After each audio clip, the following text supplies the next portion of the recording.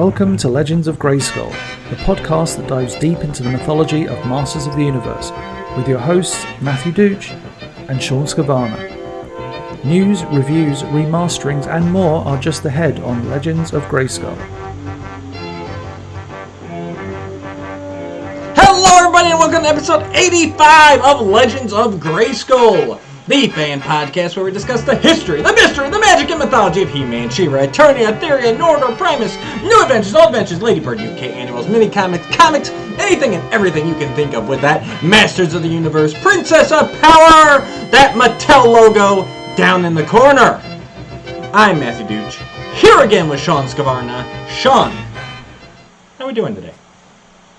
It's been a nutty morning already. Absolutely. This is crazy. It's like between me missing my post, so I gotta have to throw that up really quick, and then the all-star voting. It's like, man, life is happening in geekdom. What can I say? Life moves pretty fast. If you don't slow down and smell the roses once in a while, you might just miss it. So yeah, voting. There is lots of voting going on. So let's run through that real quick. Number one. Yeah. Mr. Skele Vader, longtime fan of the show, Ron Zarigian. He is in a contest right now that we've been talking about. We've got, I think, about a week left. And everybody gets free daily votes. So check that out. I got the link down there in the description. Click on that. Vote once daily. Help him out. He's still sitting in second place. So I think if we can finish this strong, I think we can, our community can propel him into first. So check that out. Keep voting. We're almost there. We got you, Ron. Secondly, as you can tell by the logo up top there, we are still in the... No, there you go. Yep. Flying blind. I love it. We are in the midst of Motu March Madness over on the Legends of Grayskull Facebook and Legends of Grayskull podcast Instagram page. So make sure you're checking that out. I just put it up for Facebook and I need to put it for Instagram. I might do that at some point while Sean's talking. So, but it's going round 2. The quarterfinals start now. And we have started with He-Man and Evelyn today. Tomorrow, Thursday, March 24th, we will have Mossman versus Beastman. Then on the 25th, we will have Fisto and Trapjaw. And on the 26th, we will have God Skeletor versus Merman. And then, as we like to do, the following Monday, which is way too much math for me right now. What is that, like the 28th? 29th? Something like that. 28th, yeah. 28th. So on the March 28th, Monday night, we'll go live on our YouTube channel. We like to recap the previous week and talk about the upcoming week. It's been a great success so far. We've had a lot of heated competition, some blowouts, some everything else. I'm not going to go back through all of round 1. It's there on YouTube right now if you want to go watch it. You even get to see our field correspondent, Matthew Rodriguez, in his natural state. So that was a lot of fun. Big surprise, even to us, that all that went down. So check that out, vote, and let's have some fun crowning the champion of Classics action figures. And for anybody who's debating who to win on the Merman God Skeletor, don't let Matthew's location sway in any way, shape, or form your vote. Because that was definitely if you know, you know. Surprise to both of us. If you know, you know. Yes. Oh. Okay, and then, I don't know, it was I guess it wasn't really a surprise. It was a surprise to me, but it seemed like everybody else knew this was going to happen today. I just hadn't been paying attention. But we did get the emails to vote for the Mythic Legions All-Stars Wave 5. So if you are Legions fans, you'll remember that in the last couple weeks we voted in kind of a preliminary brackets. And now we're deciding out of the 10 or so figures which of the 3 you get to choose. And everyone's assuming that there are 3 that will be selected for the All-Stars wave. But as far as I know, that has not actually been stated. It's just that the individual gets to vote for 3 is all that's been said. Correct me if I'm wrong there. As far as I know, but it has. I feel like it has been branded as the All-Stars 5 voting, but they have but they haven't said how many there winners. might be special. Yeah, exactly. Right. There will be a special wave at some point, which I'm not even going to remotely say I understand everything. I'm just voting when the stuff is showing to vote, so I do. Right. Well, all I'm saying is, like with the Legion Builders wave, we got 2 votes, I think. When we voted on that, it was significantly less than the amount of Legion Builders they actually released, is my point. Yes. So even though they're saying you only get, Matt gets to vote for 3, Shawn gets to vote for 3, just keep in mind that doesn't necessarily mean only 3 figures are going to win out of this group. So, and then the other interesting thing, which I've never seen them do before, let me pull up the email because I want to get this line exactly right. I could have done more research on the other stuff, but I didn't this morning, so you know what? It's been a fast-paced morning. And as I pull up the email here, big congrats to Jeremy Gerard, as this email, as Legions fans know, and all our Only Masters fans are zoned out right now. But don't worry, we'll get back to Masters. We got a Masters-heavy episode. But most people know that Jeremy Gerard officially started working for the Four Horsemen full-time a couple weeks ago. He was able to quit his real job and make this his real job. So huge congratulations on that. And it did bring a smile to my face that the email today was the first one that came from Jeremy at Source Horseman. So that's really cool. That's just that's those little things that kind of cement like I made it, Yeah. So they do say the vote is open now. It will run until next Wednesday, March 30th, or until a certain number of votes have been tabulated. What that means is if you want to get your vote in, you should do it soon. So yeah, this is the first time since I've been voting that they've said, hey, we're going to cut it off if we reach a certain number of votes even before the deadline.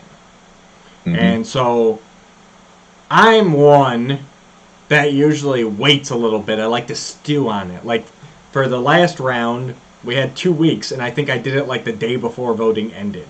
That's just who I am. I like to kind of sit and stew on it. So if you're normally like me and you didn't read that email all the way, don't sit, don't stew. Go vote today. Yeah. Last time it blew my mind that you waited that long because pretty much the minute that I got the email, I was like, oh. And even with the way it was bracketed, I still was like, I can do this quick. Let's do this. Right. I got in there and got out, basically. No. So I'm very much the... I know. I'll get to it. And the nice thing was most of the ones I voted on actually came out the other side. So today was kind of it's like, yeah, I got a lot of stuff that I wanted to see in there. Yeah. And I made my votes pretty easily and quickly and happily because good stuff. The only one I was really disappointed not to see in there was Clavian. The red skeleton. That was probably the only big surprise that didn't make it through. For me, I would have loved to get him too, but I want Azahar like crazy. Oh yeah. I mean, trust me. I want him. That's how that bracketing thing screwed me up last time because the second one had more that I wanted in it than any of the other 2. Yep. And the first one, it was Romulus. Boom, I'm done. And then this one, it's like, oh, shoot. You got Azahar, you had Gonks, you had however many, Clavius, and all these, or Clavian, I should say. I'm just like, oh, you're killing me here. And then the third one, I had no interest whatsoever. I literally was like, I guess I'll pick this because I don't really give a crap of any of these guys in the third round, but whatever. Yeah. So That was intentional. The thing with the Horsemen is, though, they always know what they're doing. They have a grand plan. Even if we don't like it, we don't agree with it. Maybe sometimes we can't even see it because of what we want. They have a plan. So I have complete faith that they're going to deliver an amazing All-Stars wave, and I don't think we even have an inkling of what it's really going to be yet, even with the knowledge of the previous waves. Yeah. I will say go ahead. No. Or you have cat trouble. Is that No, this glare from the window is really bothering me. Oh, gotcha. No, what I was gonna say was, the best part about today means that the campaigning posts in the Cabal are almost over. Yes. We are on a deadline now. It's like, and that's my favorite. It feels like election day, to be quite honest with you. The best part is that the junk mail is going to stop coming. The TV commercials are going to stop. The yard signs are going to go away. Like, that's probably my favorite part. Now, don't get me wrong. There were some great campaigns. There were some guys that I was just like, man, will you guys ever shut up? But overall, it's just like I'm ready for it to be done and go back to some good old-fashioned Cabal goodness. And drama. That's always fun. Oh, absolutely. But yeah, no, like I know there was I'm not gonna name names, but there was that had me going, you will never make me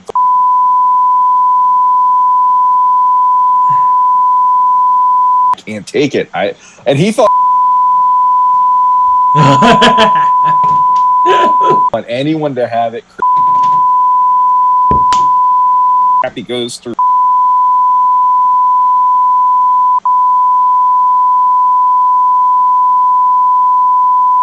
day of the week. But actually I wanted to give a props real quick because this got me. Mythic Legions Cabal, Daniel Douglas yesterday. Matt shared this with me, and I got such a kick out of this because one of my favorite movies from childhood is Transformers the movie. Before you say it, just real quick, I want to say, obviously I'm glad the campaigning's done. Mm-hmm. This one, though, that you're about to share was the one where I went, damn, that's good. Like, that's I know. And that's why. And he dropped it, and he walked away, and, I'm like, all right. This I can get behind. Yep. And honestly, it almost changed my vote. I was so close to voting for him just because of how awesome this was. At the end, at the moment of truth, I couldn't pull the trigger. But Daniel, good job, because I have not been swayed remotely by any of the campaigning so far, and you got me to the cliff's edge. Well done, sir. Exactly. And I am the same way. It didn't sway my vote once I saw who was the final 10. Yep. Because I really wanted some of those 10, especially the ones I voted for. But let me just share this real quick. This is the image. And for our audio listeners, if you know who the Silverhorn Sentry is, which basically he's kind of like a knight, but he has a helmet where there's deer antlers coming out of it, and he also has hooves. So he's like a fawn kind of a character in Mythic Legions, if you don't know Mythic Legions very well. But the post says, Dear to believe in All-Stars 5. You hold the future in your hand. Vote Silverhorn Sentry for All-Stars 5. And then, on top of that... Give me one quick second here. I'm going to actually I should have done this beforehand. I'm going to throw this up on the screen here while you're... Are we going spoken word? What's our spoken plan wording here? it, because if I don't have my guitar, I'm not singing along with it. But, well, where's the guitar? My wife, I don't know how to play Dare on my guitar as well as I wish I could, to be honest. My kids love this song. My kids think this is such a fun song. I have it in the car all the freaking time. But I got to do it. Almost there. So hopefully all of you know the Dare song from Transformers, the movie, the 1987. Okay, so I got our Dear to Believe in All-Stars 5 picture up there. So, yeah, he posted, and then he has all of this. Take it away, Shawn. Sometimes when your hooves have all been battered, for years you've been burned, you wonder how you'll keep voting. Voting! Think of all the legions you have gathered and the choices you've earned. The hole within your flock is growing. Growing. You can buy if you try, leaving vampires behind. Yeah, I like that. Faunus only knows what you might find. Here we go. Dare to believe in All-Stars 5. Oh my God, it works so well. You hold their future in your hand. Dare to keep Silverhorn alive. It's time to take a stand. And you can win if you dare. Dare! It keeps going. I'm not gonna do the whole thing. No, he's got the entire song. It is so good, and he even has the like trail out ending of it. Oh, it's crazy. But when Matt found this on the Cabal yesterday, I agree completely. He knocked this out of the park, and you came so close to getting me to do that because Hagnon, no, I'm done. Silverhorn almost had it, but they had Bromden in there, and I'm like, oh, got to go Bromden then because I really like the look of that character. Right. But yeah, I think I hear my wife laughing upstairs. Absolutely, that's marvelous. So yeah, so get out there, vote in All-Stars 5, and we'll get a little bit more in depth into that on our next Off-World episode because we can't leave Jesse out of the discussion. So nope. Last thing, real quick here, guys. I know you're itching to get to the Masters content, but we did hear. Finally from Formo Toys, they have arisen. I had no doubt they'd be back. They've arisen. They revealed their new designs. They really went back to the drawing board. And honestly, I believe that they have an even better product now. The stuff that they came up with. And I feel bad. I always forget the third guy's name. But yeah, Josh Van Pelt, Emiliano Santalucia, and the guy who I promise, buddy, I will get your name memorized at some point. But yeah, they're moving a bit away from the straight Mark Taylor designs and, kind of using those as an inspiration and creating their own thing, which I think works really well. I'm even more excited for this than I was. And we're just waiting for more details. The pre-order dates should be coming soon. Shawn, what you got? Pierre Grazelka Bronner. There we go. That's him. I knew it was a P, I hope too. It's Pierre. P-E-E-R. P-E-E-R. So, yeah, great work, He's guys. their sculptor. Yep. Great work. I can't wait to see everything that comes out of this.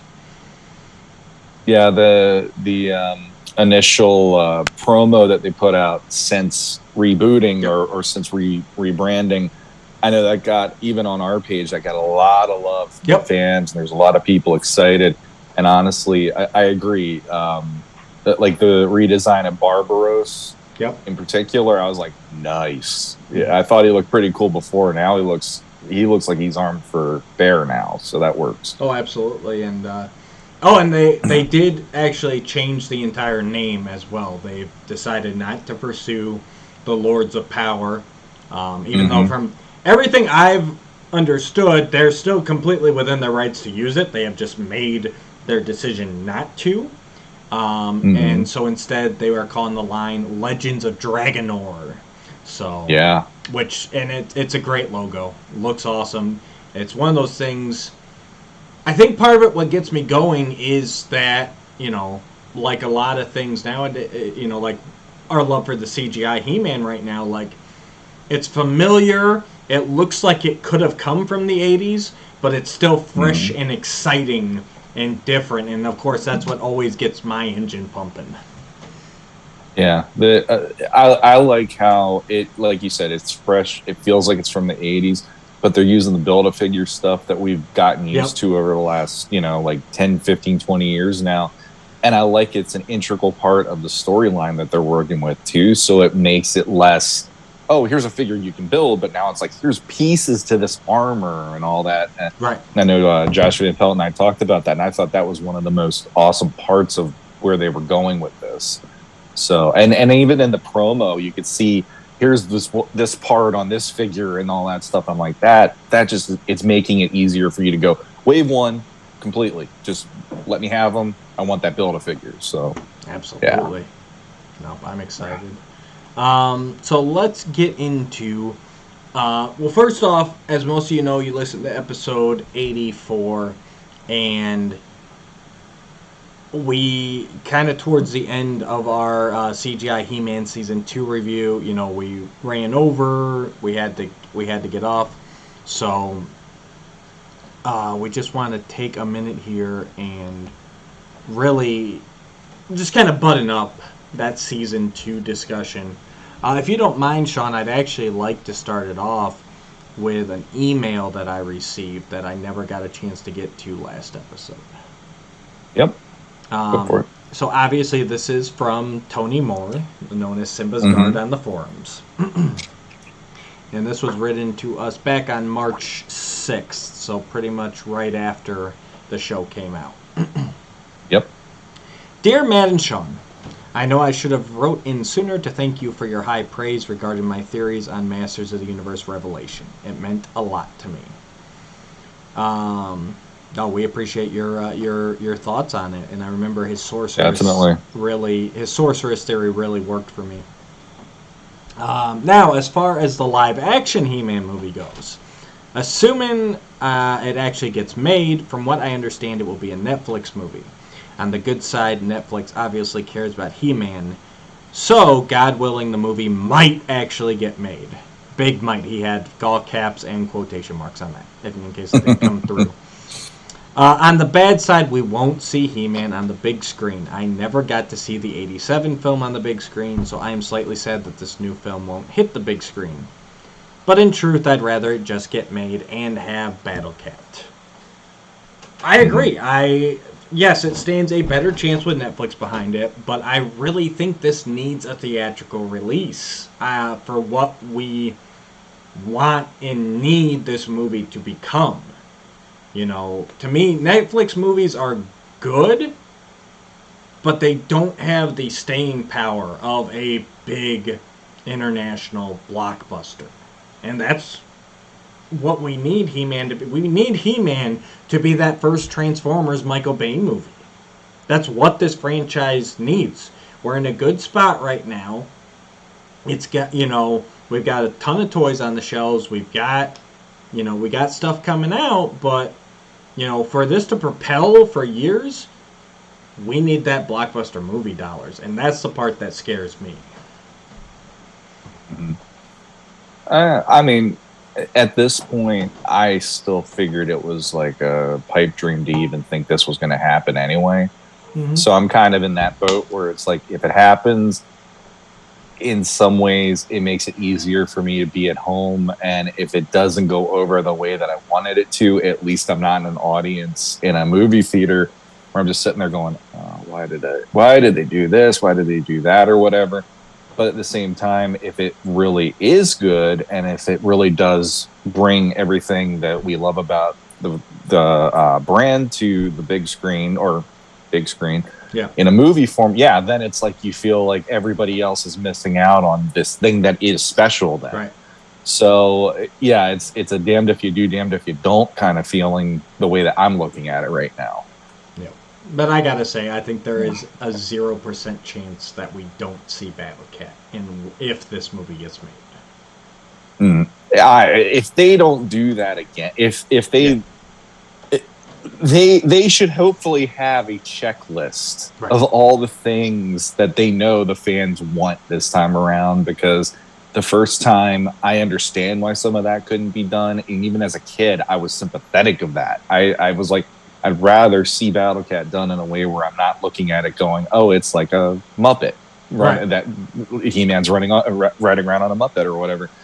So this time around with CGI, I got to see a Battle Cat. I hope that they can make Skeletor look good because, you know, like I like how he looked in the 87 movie, but it would be awesome to have him looking legit with the skull being a skull instead of movable the way it was. And, you know, hopefully with some of the other evil warriors, Trapjaw, Beastman, I'm looking at you guys especially. Yep. Hopefully they can really pull those off as well, because we've already seen Blade. We've already seen Brown Beastman.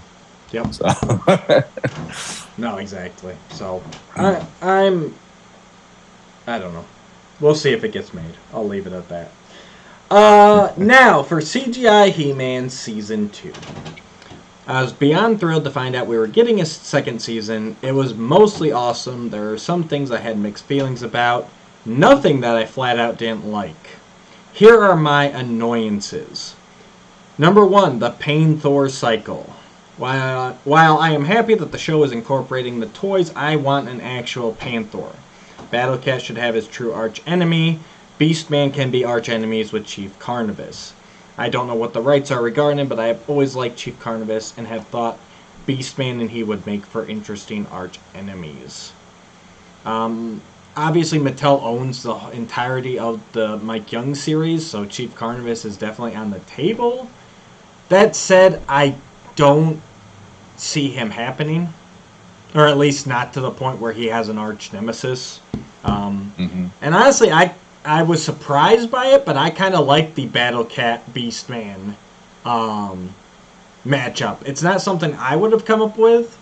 For some reason, as a kid, I always put Beastman with Man at Arms, probably because they were both the early figures. They were both kind of like Man at Arms was like He-Man's like right hand dude, and Beastman was Skeletor's so it just seemed natural to me. But that's one of the things on this show I actually was like, I never thought about it, but it really works for me. So, I'm right there with you.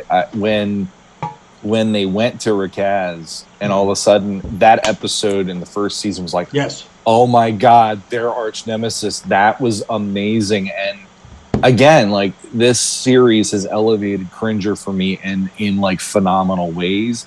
So the fact that he has somebody who did him wrong in the past, and actually, it's like he got that name because of Beastman in this version, which I loved. And Beastman did him wrong. He filed his teeth down. He declawed him and everything.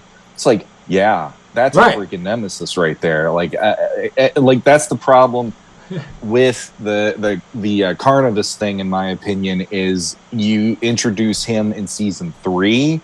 That's like you're really pulling your punch there compared to from season 1. This has been going on between those two characters, and I'm completely cool with that because they made it. It made Cringer and it made Battle Cat feel like a legit. I'm not just a steed. I'm not just He-Man's right hand guy in that way, like they did in Filmation. They made him his own character and standing himself as his own being in this, and I love that about this show. Agreed. And it was surprising in the first season where, I think we even talked, like we started and we're like, man, that's stupid. They had Cringer have no claws, because we just figured it was just, like, that was it. Cringer doesn't have claws. Like, it never crossed my mind that this was setting up something. And so then when that episode came up and it's like, oh shit. Like, that's why. Like, it's like, no, this has been built up even before the start of the series. So it works for me. I get what you're saying, but it really does work for me. And, I mean, as far as Pain Thor, like, yes, I would always choose cats. Again, it's one of those things, it's just like it didn't bother me too much. If I had my choice, I would make Pain Thor a cat, but it's a fun way that they did it. So, indifferent at best. I think, real quick for me, it was this weird feeling of it's like Skeletor now is the attorney in Ghost Rider, because in the end of the season he's riding Pain Thor, and there is this, like, he feels like Ghost Rider to me now, because even the Havoc energy coming off the wheels, I'm like, my God, it's like Ghost Rider.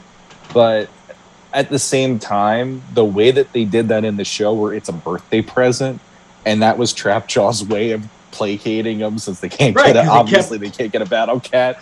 I thought that was actually funny, and I loved that that kind of humor, the way they did it.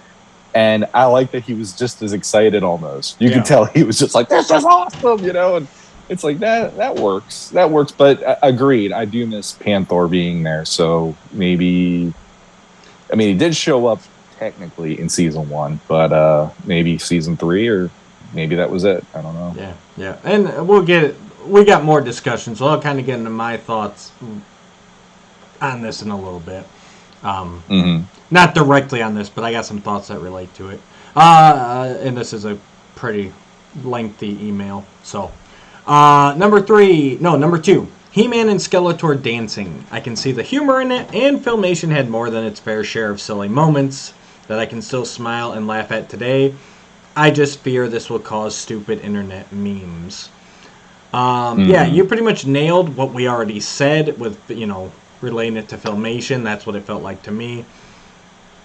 The only thing I will say is the stupid internet memes are going to be here no matter what. And if anything, to me, that scene is in retaliation to the stupid internet memes. And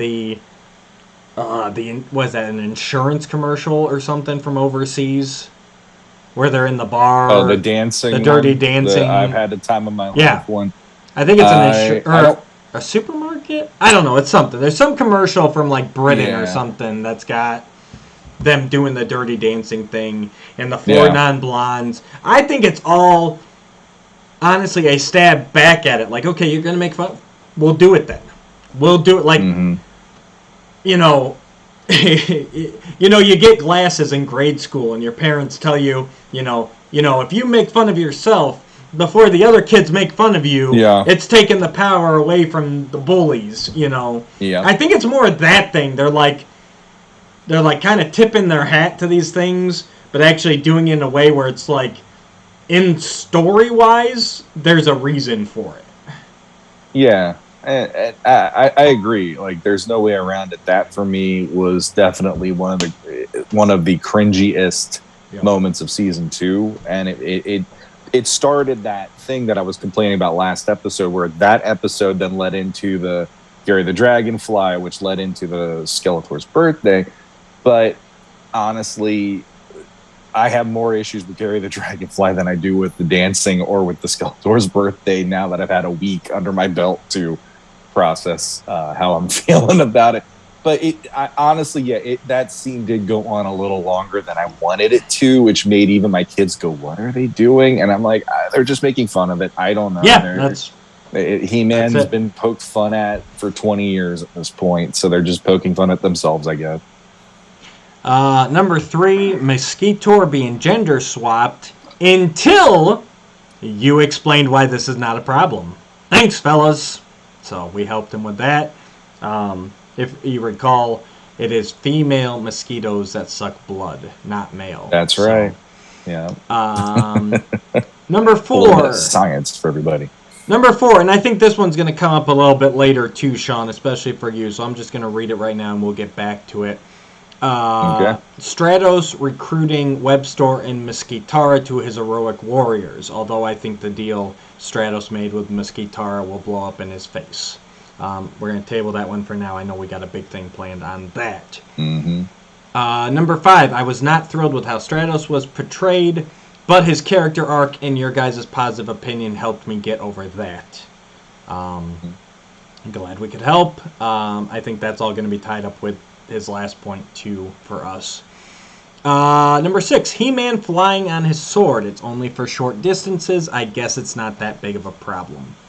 I will say I agree in the fact that it's with short distances and he's got to call down the power and he more just kind of surfs on it. To me, it's falling with style.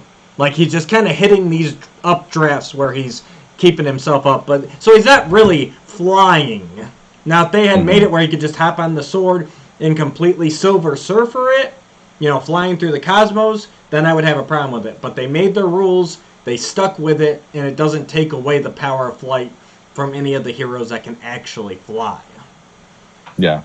Yeah, agreed. And I mean, honestly, I was with that scene. It really was one of those like, this is great. When he all of a sudden he just comes back up and he's on the sword, and Yep. and it's like, you know what? I enjoy that even to them, a lot of the power is a mystery. So the fact that the power can sometimes come in and show this is something else you could do with it.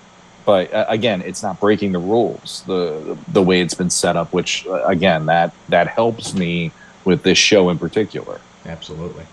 Number 7.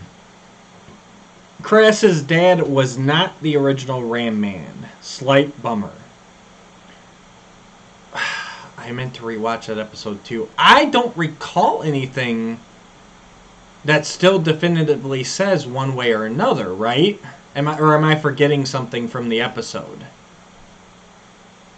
I mean, he didn't talk like Ram Man. Yeah. I don't know if they would actually go there and make him talk like Filmation Ram Man, and even 2000X kind of had the same cadence and same delivery. But the way he was presented, he's way more. Just in the quick scene, I felt like he was smarter than Ram Man ever would be in how he was talking to Kraz, you know. I suppose. And he also was not a big guy. He was more along the lines of like a Keldor kind of a body type than being a big bulky guy like Ram Man would typically be. So I guess he's saying he doesn't look like Ram Man. No, he didn't look or sound like him. So okay, I guess when I read it, I was going, well, they still haven't definitively said like what her dad's role was. You know what I mean? So like, to me, it's still in that area of, well, they haven't ruled it out, so it's still possible. You know, for him to have been a Ram Man. I could see that, but I'm along the lines of him when that scene happened and he's talking to the little girl version of Kraz. There was this, I guess we're not going to have him be an old school Ram Man the way that we think of Ram Man. Yeah. But on the other side of that too, there's a lot of characters on this show that don't look the same way they looked when you were a kid, but they still have the spirit or the heart of that character one way or the other. Or they rebooted them one way or like we've had the talk one-on-one about Duncan. Yeah, I mean, he's not going to be Duncan as we've known. He is very much his own thing. So I kind of took that with Ram Man because we don't know his name, none of that. We just know that's her father. Exactly. So yeah, so, we'll see. And number 6, when the Tiger Tribe was forming up to fight the Snake Men, Kitty, I don't think that is a great name for a male cub, was on the front line. He is still a cub. Now, again, I get what you're saying, but like that was like instant. It's not like they were like, hey, there's a group of snake men, you know, a valley away, they're marching towards us, let's get the warriors ready. I mean, that's like, we're in the hut, we poke out the window, and there's snake men jumping up at the ground. So I don't think anyone was even realizing that he was, you know, like, you're just thinking survival. Even Kitty, he's like, there's snake men, we gotta fight them, you know? So, I mean, it'd be different if they were like, here's our army, and Kitty's there. But that was like, boom, out of nowhere. I mean, that was in the trailer.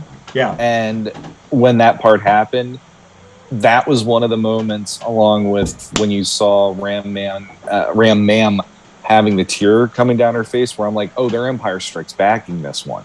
Right. Because there is that feeling of, okay, you have this smaller, like a cub being there, and here you go. You're bringing your kitty to the battle, too.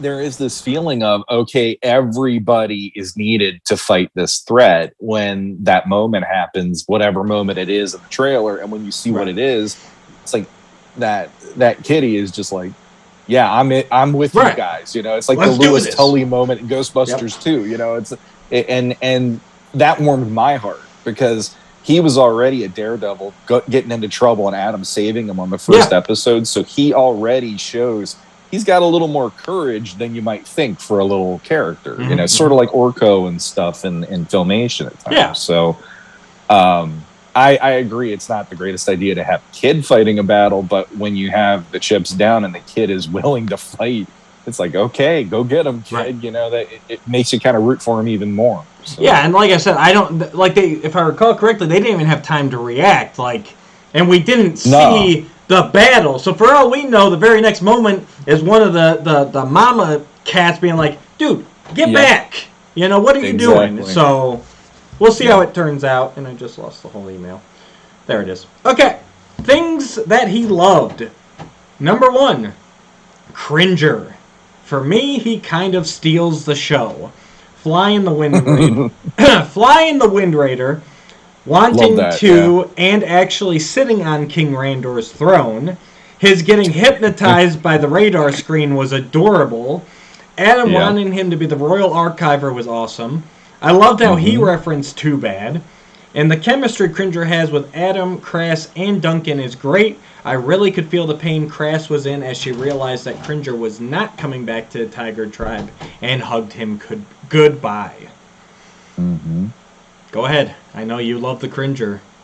I cannot say enough how much I absolutely love Cringer on this show. I love him more than He-Man, and that's never happened to me in my entire life. Almost 40 years of loving this brand, and I've never loved Battle Cat or Cringer more than I do on this series. And the sage, wise, elder character he is typically would be Man-at-Arms. I'm enjoying it's him this time around and getting that turn. It's funny, you say he would normally go to Man-at-Arms, and if you look at it with Adam's new backstory and the way Crass came into the Tiger Tribe, they're pretty much his adopted children, which again is something that we normally associate with Duncan, the Man-at-Arms in the previous iterations. And then him forging that bond with Duncan, because once he joins up after splitting off from Cronus, you can see that Cringer's doing the same thing he did with Adam and Crass. Like, he's taking them in, he's getting to know them, he's taking care of them. Like, that's his whole thing. He created the whole Tiger Tribe for these lost souls. And I really even feel that he tries with Teela, but Teela is just, she's stubborn. And, they haven't formed the connection, but I don't feel it's for lack of Cringer trying. It just, that's in a Teela's personality, who she is. And I think a lot of that has to do with her gravitating towards Eldris for reasons unknown. Yes. Yeah. So, but yeah, I loved Cringer. That, oh my God, the radar screen. Oh, I think we've got some. Yeah. Yeah. What'd you say? Like, just that complete switch to Kitten. Is amazing. This. Yeah. It's like, blinking light, boom, exactly. And I love that every time he's trying to fly the Wind Raider, all he does is he pushes down, and then he's trying to adjust it and figure it out. And I love that they leave him there holding the bag. That was the option. More often than not, and he's doing his best. What would you suggest I do? Don't crash. It's like, thanks. Right. It kind of puts how they think of him or don't think of him or whatever, because they're like, He-Man, Teela jump out. Duncan's like, I got to go do this. Cringer, you got this, because he is a talking, smart, wise cat. But at the end of the day, his body is a cat. He's not, know. But they don't even think they view him so much as a companion. They don't see race. You know what I mean? I love it. And another moment that one thing I will say, he has little moments throughout the season. Oh yeah. But I liked how in season 1 they gave him that whole story with Beastman, or actually Rakaz. They gave him that, and that was the episode where I go, no, this is now the character I love, and now I feel like there was a lot going on in the span of 8 episodes where he didn't get as often a chance to be highlighted as before, but he was still strongly in there with everybody else, which was really cool. And then the one moment that I thought was really, really like visually a really cool moment is near the end when all the snake men are erupting and all that stuff. You have that shot of King Randor with a battle axe riding freaking Battle Cat, and I was like, didn't know I needed that in my life, but now that it's here, that's freaking great, because I only can think of the 2000X episode when Randor and Battle Cat are trying to find Marlena. Mm-hmm. Yeah, exactly. After her ship crashes of Machines and Men, I think it was. Yep. And that was cool in and of itself, because him and the battle armor going to try to find her. But in this one, it's like Randor's holding the battle axe and stuff. It's like, that's He-Man posing, but it works really well in this sequence. So, but yeah, I'm kind of hoping next season we'll get a little more of him with maybe like an episode, because I do miss him being highlighted in that way this season. Back to email. Number 2, I was glad you guys were right about new team members not getting the power of Grayskull. Trust me, we are too. That was a huge concern. Number 3, any pairing of masters can do a combo attack. Yeah, I liked it. Number 4, King Randor wanting to keep the masters' identities a secret from the general public. Yeah, that was my No Way Home moment. Like, you did it. You did it. And it's we talked about it last episode. So, but yeah, I think it's a perfect compromise. Yep. Number 5, I never saw the plot twist with Crass coming. I know I've already gone on record. I did see it coming, not exactly how it went down, but I felt that something was going to be off with her. Shawn, did you feel that coming when you were watching it? This season there was that bristlingness with her a lot more at times, and the only time I saw it really coming was actually after it already started, and I was like, oh, they're going here now. I thought that was just going to be her character in this season, but once you hit episode 7 and then 8, I'm like, oh. And again, like, my heart broke for Adam in that sequence when he's fighting her by himself. I'm like, damn, like that was literally like some Empire. That I kept saying that, but that for me was the Empire Strikes Back moment, where it's like he just found out that his basically his adoptive sister now is going to the dark side because Skeletor's manipulating. I'm like, holy crap, that was it was dark and it was deep in that way. I guess if nothing else, like I said, I felt she was going to turn on them, but I think I even said in my message to you as I was going through it, because Shawn finished it before me. I think I even said, like, if nothing else, she's never going to be a part of the team in the way the other ones are. Because you did feel from season 1 with her literally splitting off from them. Season 2, she was irritated with them even before Skeletor got his hooks in her. So it just kind of Skeletor is building on the unhappiness that is already there. You know, he's not mind controlling her like the other ones. He's manipulating her, playing up to these emotions she's already feeling. So yeah, no matter what, you kind of got the feeling like you know, when they're at the palace, like, you know, even if you didn't know about the Skeletor influence at that point, it's like there's no way she's just going to stay at the palace with the rest of them, because that's not what she wants. That's not what she wants for them. I mean, like he said back in his first point, you know, when she realized, because she always pictured it ending with her, Cringer, and Adam heading back to the jungle and everything going back to normal. But this is one of those life events where it's like, yeah, stuff's not going to be normal again. You know, everything's changed now. Mm-hmm. So I like even, I mean, we in the final episode of the season, I like how Randor is trying to give them all a purpose. Yep. Because otherwise it's like, okay, they're masters of the universe, or they're just this, you know, ragtag group. And I like that, you know, like they always do that. It's like a cliche and everything, where the person who's the most upset with somebody overhears part of a conversation. And that whole, you know, remember you were talking about her being whatever it was, the royal this or that. I think she's horrible for it. And that's the moment that, like, boom, everything, it's like, F you, we're cool, I'm out. You know, like, for her, And I like that she hears that part, and then right after that, Adam is really showing, she's my sister to Randor, and Randor. That's when Randor does your mother would be proud of you for the man, both of the men you've become, because you're looking out for her. And she, that also gave Adora probably is a thing here, because he had that, like, you're looking out for her in that way, We'll get right back to this, because this is definitely going to lead into ours. He's got one more point here I'll bring up real quick. Number 6, with the way it ended, I am sure we will get a 3rd season. I hope. We'd better. As always, thank you for your time. Sincerely, Tony Simbasgard Moore. No, we've definitely got a 3rd season. That's what's actually been kind of confusing with the way they've labeled it, because way back when this was originally announced, Mattel announced it was going to be 26 episodes. Yeah. So we got 10 the first go, or 26 or 20? Yeah, 26, right? Yeah.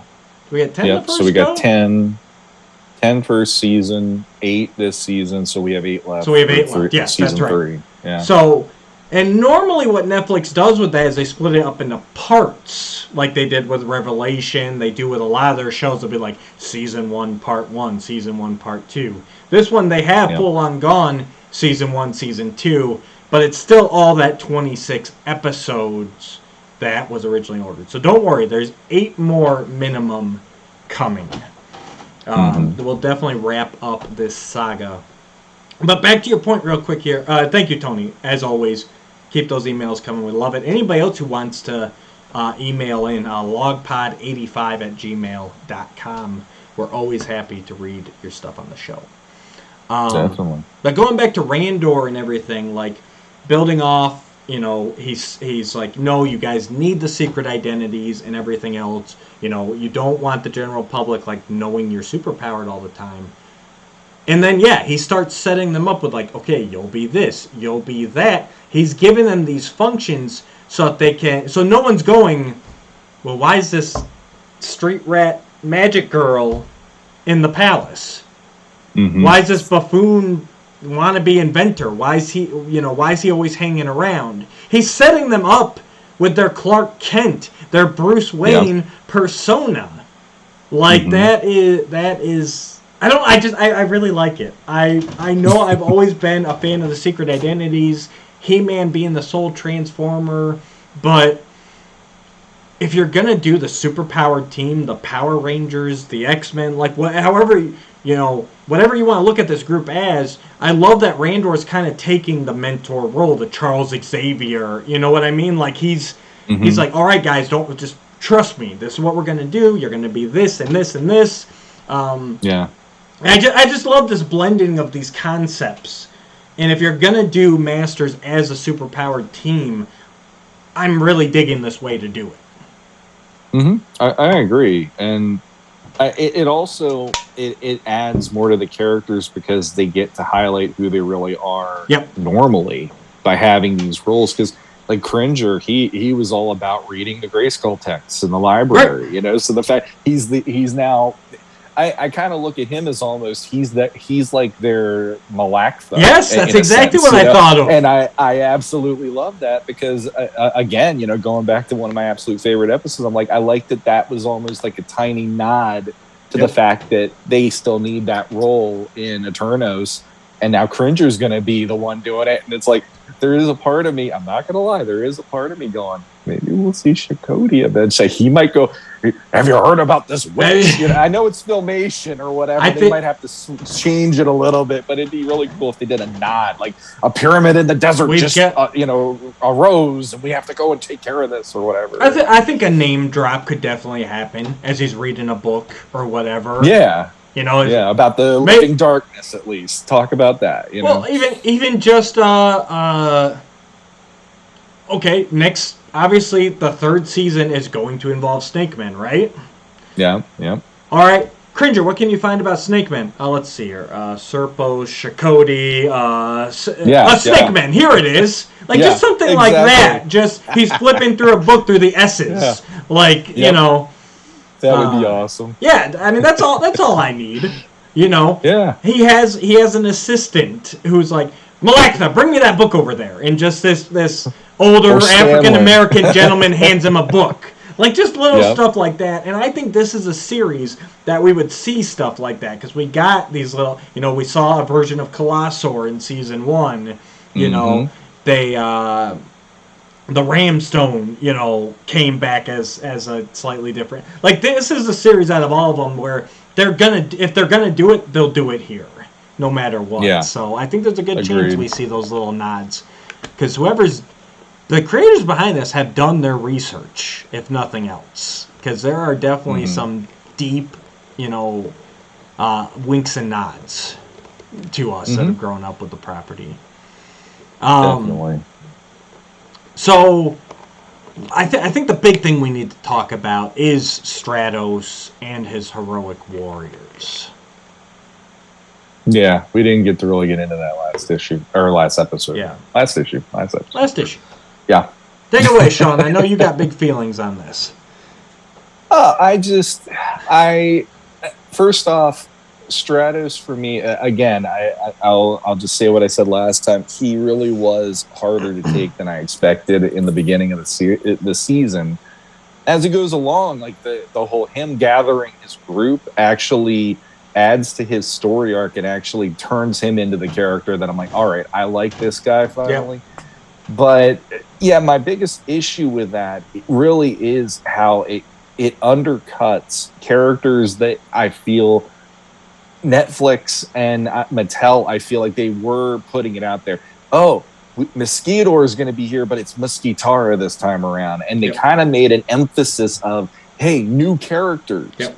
But my problem with that is the new characters beyond Stratos just turn into, here's a bunch of people we're throwing into this group, and now we have Mosquitara losing out on any kind of a story arc or even like anything to make you understand who the character is past the train episode. Yep. And you have Webster, who literally shows up one episode before this, and now all of a sudden is here. And Webster's only making weird noises and stuff, so it's like... He's totally beast. Totally beast. Odd character to begin with. And he gets lumped in along with Gary the Dragonfly and Stratos as Stratos and the Heroic Warriors. Right. And for me, I felt like that was a really... That was definitely a misstep in this season, because we had 10 episodes, for instance. Maybe one of those episodes could have been dedicated to Mosquitara better, so we would have understood who she is, because she comes in with those two, whatever you want to call them, but her right and left hand, flunkies, and it's like there's not really much given to them. There's not really much given to her, and something I said to you that I want to bring up from private is, why couldn't she have been the option in the Gary the Dragonfly episode? So you would have had all three of the female characters in there, and her getting the spotlight in that episode. So True. Evelyn and Teela both get to find out who this new character is in the mix. She was probably the most surprising for me how underdeveloped she ended up being, because she featured prominently in the trailer. Her two goons featured prominently in the trailer. Like, they zoomed in on that blue-skinned guy that was with her. I mean, we were with even the knife, and he's we were speculating before. We're like, who is this? Who could he become? Exactly. And it turns out, no, he was just Bob the Goon. He shows up, he gets his butt kicked, and he's gone. And I don't know if some of this is just her stories coming in Season 3, but from the trailer, we were like, okay, Mosquitara is going to be kind of this third element. And even in the train episode, though she didn't feature prominently, she was a nuisance. And she was saying how she just is after power. She feeds off of it. And she doesn't care if it's Havoc or Grayskull or whatever. Or even just the train was such a powerful machine that she wanted its power. Like, she's that third wild card. And we thought that was going to kind of be a thorn in the side of Skeletor and He-Man. And really, she didn't do much besides get in the way of the train. And then, like you said, pop up and actually fight on the side of the good guys, which was an odd turn. So, exactly. That's one of my big hopes for Season 3, is that we see we see her arc continue. Hopefully, the betrayal of Stratos, and actually fulfilling her villainy. Same with Webstore, and I hope Webstore cuts ties with her, and they go and do their own Bug Army thing. I mean, that'd be fun. It'd be fun. I want to see these characters become these characters. I don't mind a step, and I'm hoping it just kind of how the season split up as to why we didn't see their full stories. You know what I mean? Mm-hmm. Honestly, I'm that way with Stratos even. Now, I didn't dislike him as much as a lot of other people had, because I kind of always felt that there was more to his story, and we got that throughout the season. Honestly, I still don't think they've taken it all the way. I really want to know more about him. He talks about how he has to rely on those magic/technological wings because he doesn't have wings. Yeah. That's one of the big question marks for me. Why doesn't he have wings? Are there just some Avians are born with and without? Are there some? Is it a disability, like a birth defect? Was there an accident? It was weird because they hit on it very briefly, and then they just kind of didn't explain it further. Yeah, I want to know how he became king. He mentions that he won the role of king. What's that all about? I mean, we never even got into Avian proper. We stayed out on the sidelines defending it, on the borders. We saw it in the distance, but we never really got there. We didn't get to explore that community and what that's all about. So I'm kind of hoping all that is kind of tied up into, an arc reaching into Season 3. Yeah, agreed. And I mean, we only got a little bit of time where I was enjoying him. Yeah. So it'd be kind of nice to have him back. But I also hope, though, in Season 3, he's not as much in the spotlight compared to the other characters, because in Season 2, for me, I did feel like it was there. Obviously, you lost 2 episodes with it being an 8-episode season. Yeah. But then I also felt like the highlight episodes weren't quite as highlights compared to Season 1. They always had something one way or the other in the mix. I mean, we did have the Skeletor's birthday one. That one covered kind of Skeletor and Duncan. Yep. And that's one that, going back to it, I actually do love it a lot more than I did the first time around, because, again, going through 3 of those episodes had me. By the 3rd one, I was like, you're really testing me here. I didn't have a break. I was just like, oh, God. And then now I'm like, oh, no, this works. I actually like that it sets up Duncan as being an even richer character. And he's sticking up for himself, and he's making his points, and they actually are like, oh, he's got an idea. Let's follow what he's saying. And he's not like Orko, where it always falls apart. He actually does have a plan and a clue, at least. Right. And then even like the Teela Evelyn, that would have been a good episode with the 2 of them. And I thought the same thing. I thought it was going to be like a riff on the Filmation episode. But then when Gary showed up, it's like it just went on this whole other track. And I was like, I kind of wanted to spend more time with the 2 of them. And that could have been a Teela highlight episode, at least, instead of introducing a whole new character. And then you're like, where the hell did this come from? Like I've been complaining about. But I think they were trying to balance, obviously Season 1 was a lot of origin stories, a lot of character introductions. Sure. And I think Season 2 was trying more to kind of propel this story forward of, what Skeletor's trying to accomplish.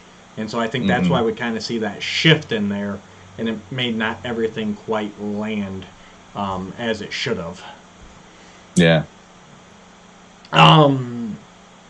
Yeah, and then I think all the rest of mine pretty much flows into what I hope to see Season 3. So is there any other points you wanted to bring up before we get there? I mean, honestly, this is the very, very tail end of the season, but I want to know what the heck those things are behind Eldris when she lands in the snowy region. I guess she's in the crystal... Maybe the Crystal Sea? Crystal Sea or the mountains. The Mystic Mountains? I can't think of it. Maybe she was in like like an uninhabitable part of the Mystic Mountains, maybe, or something. And all of a sudden, there's these like Matrix-esque looking like bots behind her with tentacles and all that stuff, and it's like, what is going on?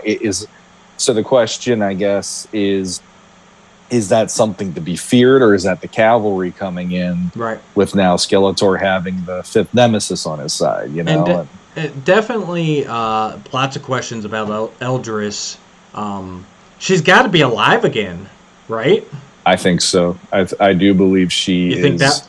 Not only was her wish, because she got the wish stone. We see her hand reach out and grab the wish stone that Skeletor hurled out.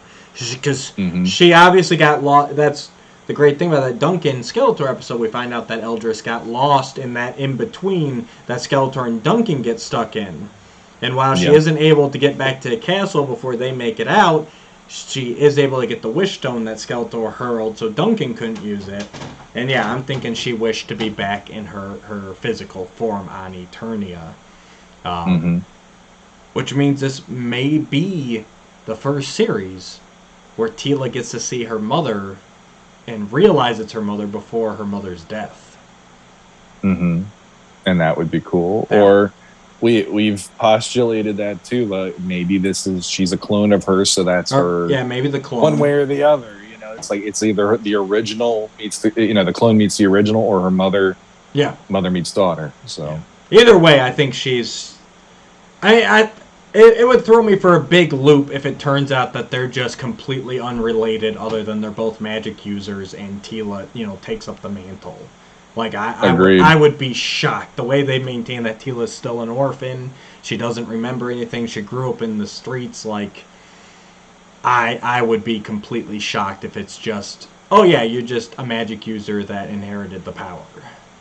Yeah, exactly. But I forgot we did speculate that they could go back to the original clone story, her getting split off from Eldris. Which, it's still, to me, that's the same thing. But every other series where Teela has found out her destiny and ascended to the role of sorceress, unfortunately, Teela Na has always been deceased by the time that happens. So, it'd be fun to see how that plays out without the mourning going on top of it, And I think they're going to reveal that Eldris's name is Teela Na. I think that's coming, I think she just used the Eldris with them this long just to not throw out like, oh yeah, my name's Teela Na. Wait, Teela Na. So I think that's why she's been going under the Eldris moniker this whole time. I'll also, for season 3, I'll be curious to see if there's any other characters that make a debut, even though that one, again, 8 episodes, but Tim Kaine, who he works on the show, and he'll do illustrations, and they're similar in vein to the way that we see them on the show, the character designs. He does his own take, so it's not like you're getting verbatim, this is what he's going to look like on the show for any character or she. But just recently, I know he did a Fisto at one point, but just recently he did a Buzz Off too, which made me think. Interesting. I don't think he's trying to allude to anything, but it did start making my mind go, well, if it's involving the Snake Men, you're basically going to have everybody on Eternia joining forces, I'd imagine. So that means I would imagine Buzz Off is a potential. Yep. I'd imagine Fisto would probably be a potential.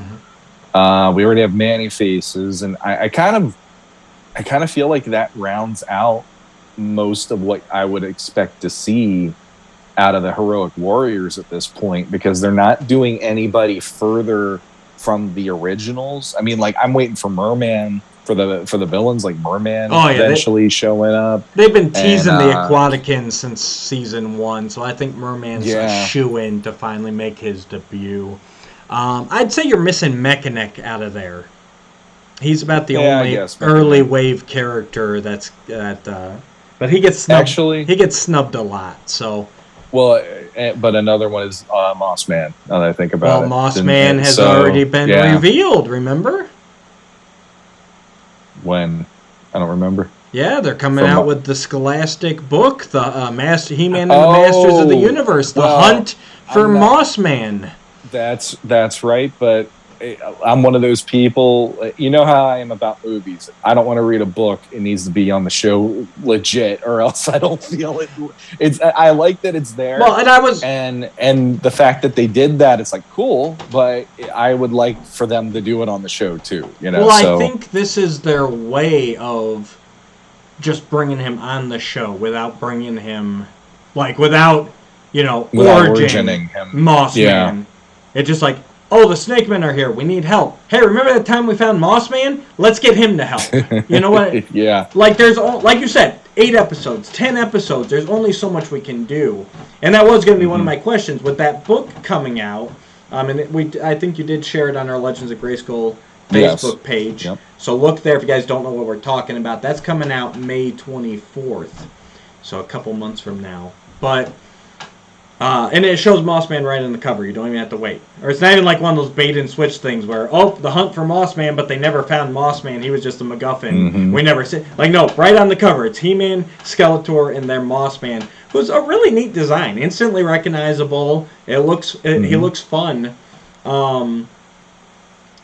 But I guess my hope is that we will see him on the show then in Season 3, and this is just kind of his introduction. As far as bad guys, because I think you nailed all the good guys. Bad guys, a Merman I think is a shoo-in, obviously. I want to see them actually do something with Tuvar and Badra and actually make them into Too Bad. I don't want that to just be the wink and the nod through the whole series. Let's go there. Other than that, it'd be nice to... Same thing, they're kind of hidden the early ones.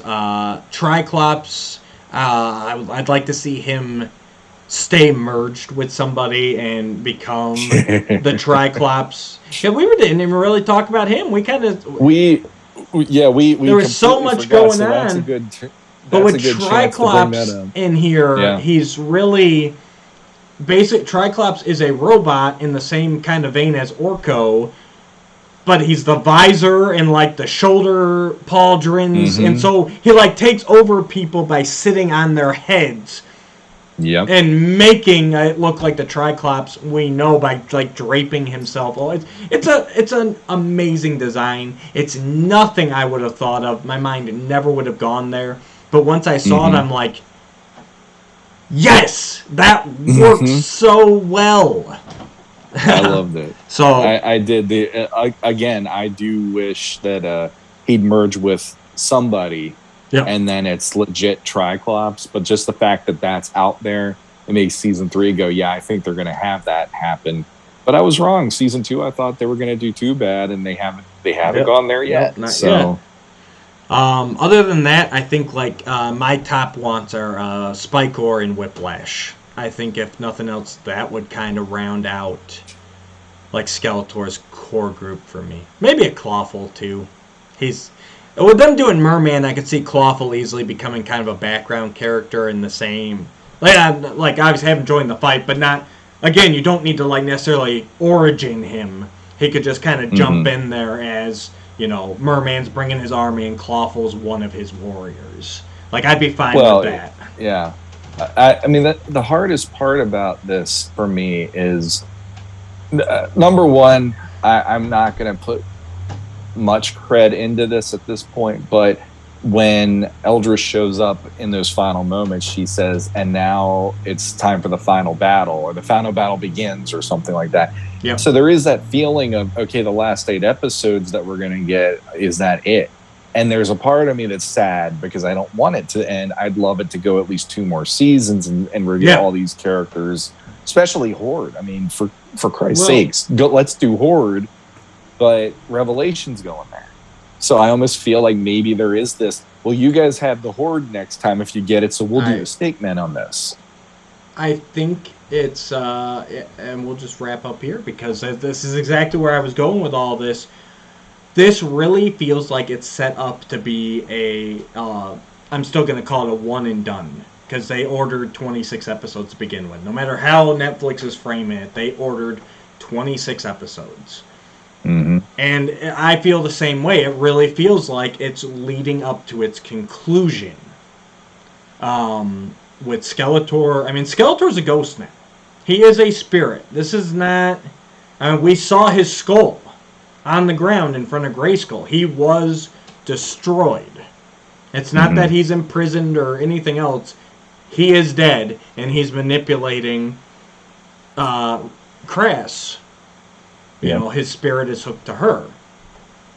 So, and I think he's going to stay in this form. Even if he kind of becomes physical in more of a Scarecrow way.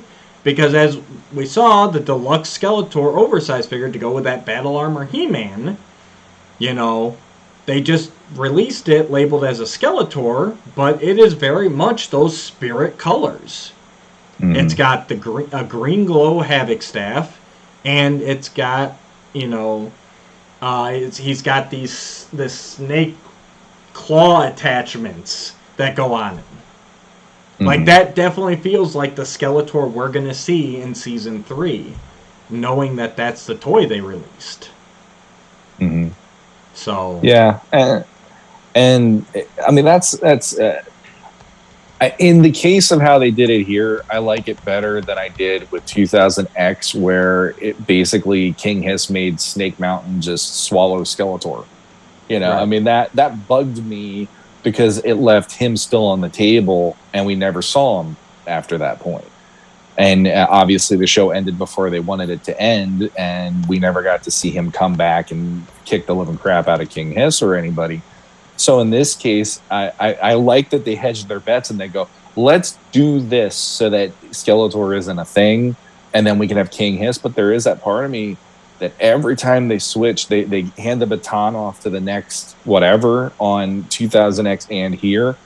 And there is that feeling each time where it's like, but I really love what they do with Skeletor, and I don't really want to see somebody take the main villain role from that character, especially on this show. I like you said, and I've heard a few other people say it, this is starting to become a lot of people's favorite Skeletor because of the way that the writing, the characterization, and the voice acting, it all is blending into a really, really, really fun version that's making a lot of people take notice of this show. And I'm like, I feel like you really are pulling the rug out from under people if you're not going to at least have him back. And obviously the spirit part will be there. He's fused with Kraz and he's, you know, doing what he does there. But there is something to be said about him getting to interact with more than her, because he's not himself interacting with her. He's very much like how you are if you're in a certain group of people versus the people you're comfortable with. He's letting loose, and he's like getting into it with people. He's making fun of He-Man and this and that. I want my battle cat for my birthday. And with her, he's just the snake in the grass, just whispering in her ear, and that's not as fun to me. No, and I think he'll get a physical form here, and I did throw it up on the screen here so everyone can see what I'm talking about. I mean, that is that spirit Skeletor that we saw at the end there.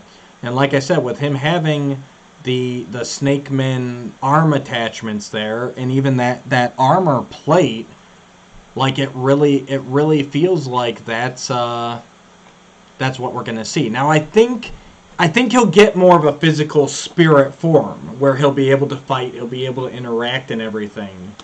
But like, I don't see him getting his body back, I guess is what I'm saying. I don't see this. Yeah. Like, by the end of Season 3, I expect Skeletor to be dead. Like, they've done that, and it's finished. I mean, it even kind of ties back to, like we said last time with, you know, Beastman and Trapjaw turning their backs on Skeletor. It feels like, okay, the evil warriors are done with him already. Like, that's done. And now he's with Crass and controlling the Snake Men. So then maybe next season we'll even see Beastman and Trapjaw joining up with the Heroic Warriors or with the Masters of the Universe. Either group, Stratos or He-Man. And I guess it just all those little things just feels like, yeah, this is going to be the end of it. And then maybe if we do see a legit season, like a second order of episodes, like we're moving on to the next saga, where if that is Hordak, but it's got no Skeletor in it. You know what I mean? Like, maybe they're still setting it up to where it'll be open, but like the Skeletor saga definitely feels like this is it. Beginning, middle, end. Yeah, and I'm sad by it, but at the same time, I am also somebody, for as long as I've been podcasting, saying progression is key. Yeah. So I can't really sit here and be that guy. It's like, I know, it's but tough. There is a part of me. Oh, it's when you love something, when you find something that you love, and then you find out, well, it's not going to go for 130 episodes, and for what we had as kids versus now, this is what we're getting, and it's such a concentrated dose. There is this feeling, if you at least could take this to 50 episodes, please. Yeah. Like, please just give me that. And then I'm like Voltron Legendary Defender. They got to go, 5 or 6 seasons. Right. And it's Shira, same thing. Even though they truncated some of those, I'd still take a truncated season of this show over only ending it next season. But I don't know. There is a part, like, I'm playing around with that in my head now, and I'm like, okay, so if Skeletor is that the whole way through, and they haven't brought in the Horde idea yet, what if there is that idea that maybe the things that are with Eldris are the Horde, or in one way or another, and then you're going to have a battle on 3 fronts, or even 4 fronts, depending if the evil warriors are just doing their own thing or whatever, which that's a lot to throw into 8 episodes. See, I don't know if that's going to be the case. I think it's going to be all Skeletor and the Snake Pit. I think that's what the season 3 is going to be. It's going to be the culmination of all his efforts up until this point, and how we defeat them. My only question is how open does that leave after that? How final is it going to be? That's my only thing. I'd love for it to continue on. I would hate for it to be a one and done. Even if they want to kill off Skeletor, have that finished. I still want them to continue.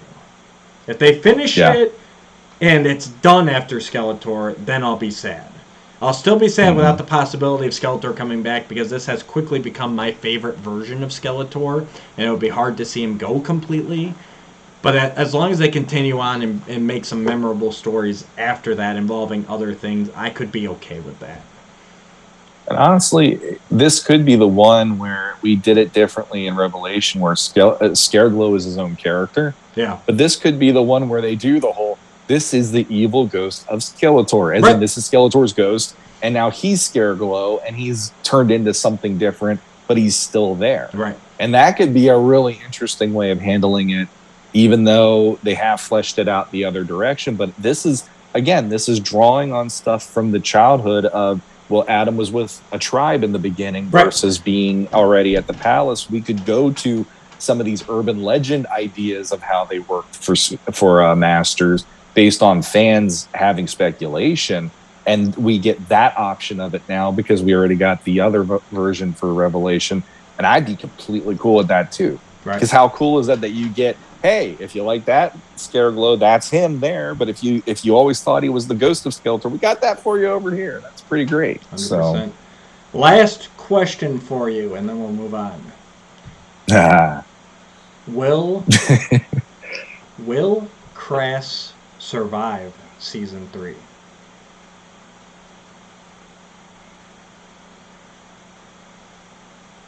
I don't know.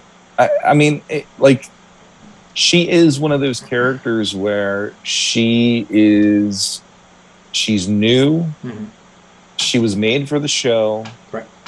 And I don't remember, was it us talking? Somebody brought up the idea that this is the equivalent of when you bring in a character, but they're not quite that, they don't bring in Ram Man. They bring in Ram Ma'am. I said that last time because everyone gets upset when, Scrappy Doo is the bad guy. when Pumaira is the bad guy. So this time, I think, looking back, I think it was very intentional that they made Ram Man into Ram Mam, because if they had done Ram Man and he turned into Rampage, everyone would have lost their shit. Exactly. So I think it was very intentional, and it does free them at the same time to do these turns, to kill off the character, to like they have all this room to play with, you know, unshackled from what people's attachments are to the character. I will say I wouldn't rule it out, because she is a character that is very, like, she's finicky, and she's very, like, she's the more emotional of the Masters characters, and she's very more, she's much more angry, and she has her issues and all sorts of issues and stuff like that. And because she is not Ram Man, I feel like they could do something like that with her, and they've already gone where they've gone in the end of the season. And that already sets it up for something probably more painful than you'd expect in a kid's cartoon. I think she will spend season 3 being the evil Rampage, you know, helping Skeletor, all that.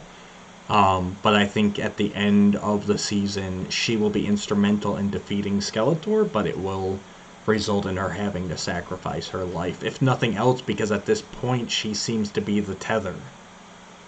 So it may come down to, like, he's firmly attached to me, so the only way to completely destroy him is to sacrifice myself. So but yeah, I think she'll turn back to the side of good, but it will be in making that ultimate sacrifice. That's the way I would take it. You know, she's kind of backed into a corner, and I'm not saying it can't work, but I always have a hard time if characters go full evil. It's always really hard to bring them back from that. You know, bring them back and have them be a full part of the team again. You know, it's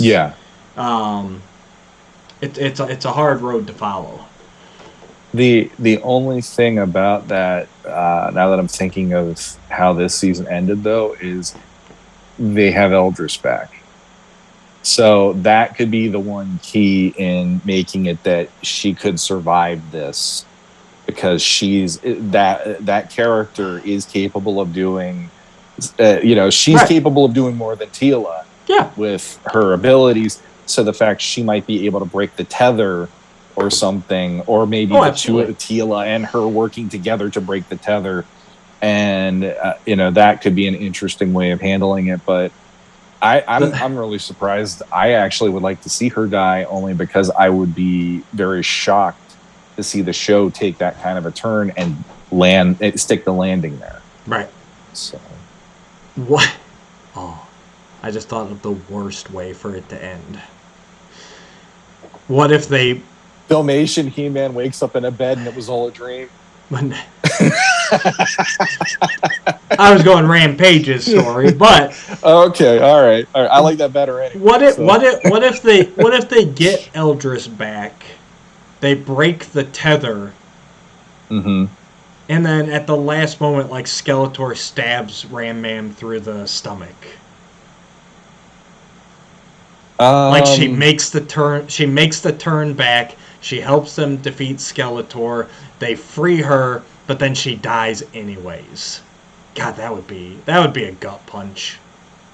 They could go there. I'm almost viewing it like Hawkeye and Avengers right now. Like, he was under Loki's thrall through most of that movie, and then at the end, that whole Cap, it'll be my greatest pleasure, and he's like going and gunning after Loki after that point. And there's a part of me going, it would make sense that if they got her untethered from him, that she'd just be like beelining at him, and then that's what ends up killing her anyway if they go that way. And I guess the big difference there is Hawkeye was controlled by Loki, whereas, like I said earlier, I really feel like she's being manipulated, but she's not being controlled, Yeah, she's always had it in her. Right, she's got that dark side. But yeah, it would just be that gut punch of, all right, everyone's good. Oh, shit! Oh, yeah. It's that Aunt May moment. Exactly, and the one thing that I'm hoping for, because this is one of those things that for anybody that liked the Netflix Shira, Yep. what drove me crazy about that show is they always went to, oh, but love will save us, and Yep. oh, friendship, and it was Care Bears basically, and it's like we're dealing with something that is not all cute and fluffy in this. It's legit. These are characters who have stakes, and this is stories with stakes. And even if they have that turn where she comes back and her and Adam have a moment where they're reconciling because she fought him and kicked his living ass in that episode, which I thought was amazing to watch that part.